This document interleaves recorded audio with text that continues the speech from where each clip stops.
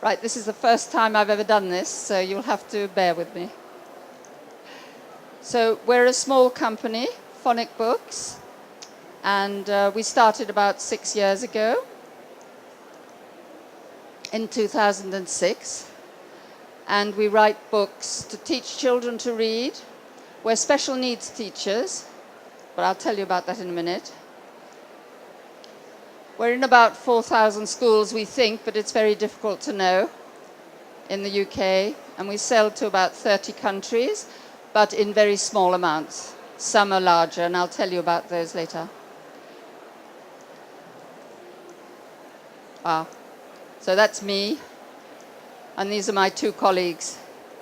So the three of us are special needs teachers, primary school teachers, and when we were teaching children to read in a one-to-one situation, we couldn't find the right books to teach them to read, and that is why we started our company. We started it the day I retired.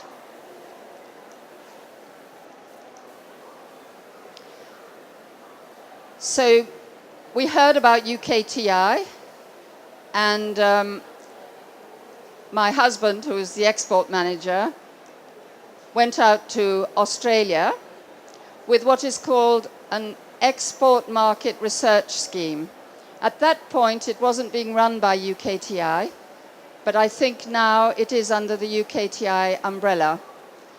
It was always linked to government.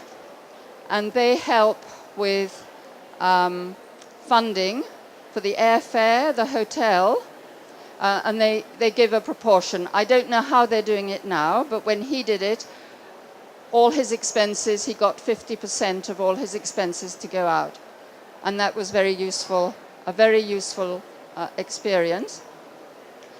I went out about the same time on a trade mission to Australia as well. So we did both things more or less at the same time.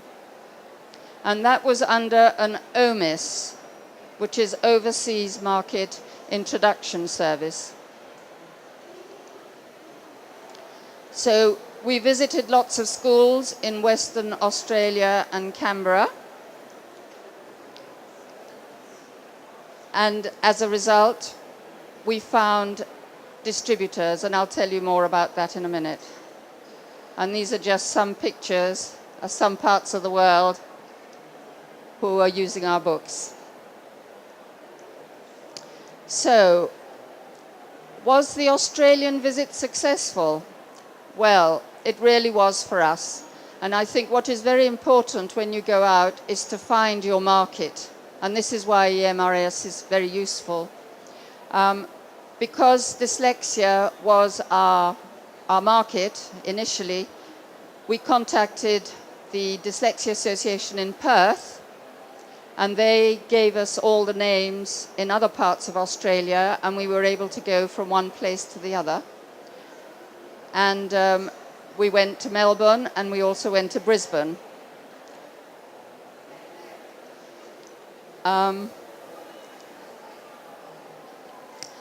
In this very specialist market, actually, in Australia, the OMIS wasn't that successful. And mainly, it was because the person who was trying to help us didn't know our market.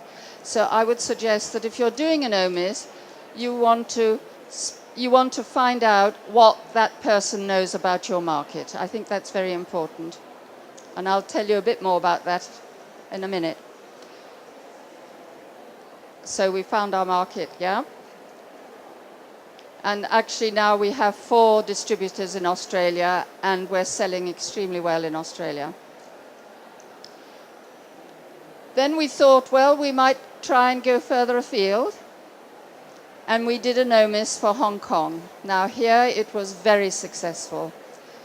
Cecilia Chan, who works for the consulate out there, was very efficient. She introduced us to people in the university, and I'll just tell you very quickly there. He showed us how they taught English, or were teaching English, in the Chinese way. And that was through syllables. And they had rows and rows and rows and rows of syllables that the children had to learn. So whereas we have 5 letters. We learn the sounds of the letters, push them together. So much easier. When he heard me explain how we taught it, he was amazed. We were also introduced to the local lawyers, and we were advised to, well, wait a minute. She arranged for me to go to the Hong Kong Book Fair to get a feel for the market. And she introduced me to several distributors. Unfortunately, the schools were already on holidays, so we weren't able to meet teachers. We were advised to make more than one visit to Hong Kong because it's personal relationships which count in getting to do business there. So we first went out in July, partly funded under an EMRS. And then the second one was the Learning Festival, which was just before Christmas. And we had financial support for that, jointly UKTI and Visa. So was it successful? The OMIS was very successful. We really got to understand the market out there, the people, and the relationship between Hong Kong and China. The lawyers copyrighted our books and registered our trademark, and actually that got us to register our trademark in this country as well, because we hadn't done that. We hadn't really thought about it. So when we returned in December, we went to the education exhibition under Passport. It's been quite a lengthy process getting going. Unfortunately, Christmas came in the way, and then it was Chinese New Year. What we needed to do was to get our brochures out there, send all the information. So really, we're only just starting in Hong Kong, but we found a very, very nice, very competent distributor.